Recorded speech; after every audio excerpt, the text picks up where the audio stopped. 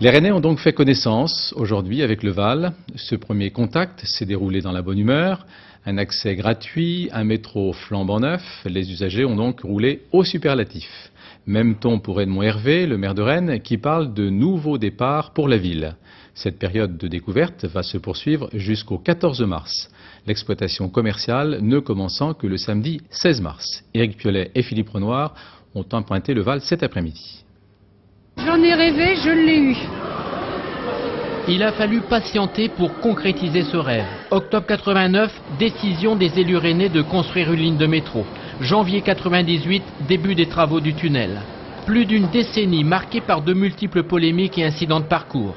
Mais aujourd'hui, le public se précipite pour essayer ce nouveau moyen de transport en Bretagne. C'est gratuit et les premiers voyageurs en prennent possession comme des habitués. Il est tout beau, tout neuf, et puis va vite, et puis non, je suis très contente. On l'attendait depuis longtemps. Hein. Pour une petite ville comme Rennes, c'est bien. C'est bien.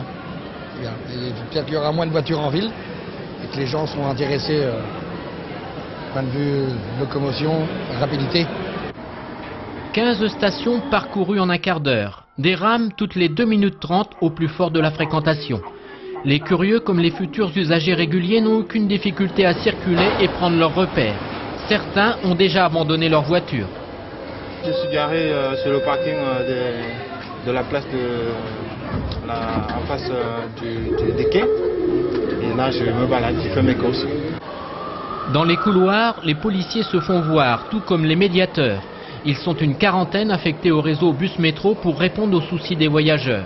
Après la joie, ils se posent des questions, ils se demandent si c'est vraiment sûr, puis au niveau même de sécurité, passer sous des tunnels ou des choses comme ça, c'est pas très rassurant. Mais nous on est aussi chargés de cette action-là, de les rassurer.